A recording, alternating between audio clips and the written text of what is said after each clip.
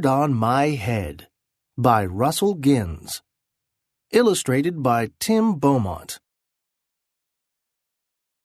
Yawn! I wake up each morning and jump out of bed with a smile on my face and a bird on my head.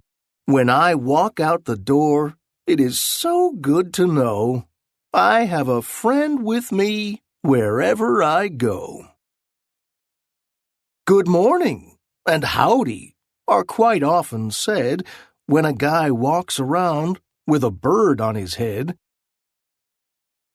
I like peanut butter and jelly on bread, but they taste so much better with a bird on my head.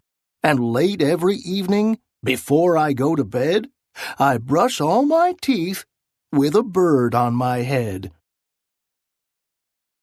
Once I was invited to go to a dance. I put on a hat and my very best pants.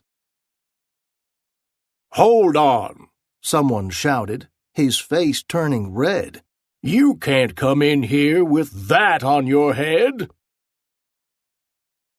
"Take your hat off inside, the polite thing to do.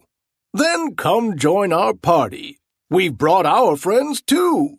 It's a beautiful life when your friends are with you.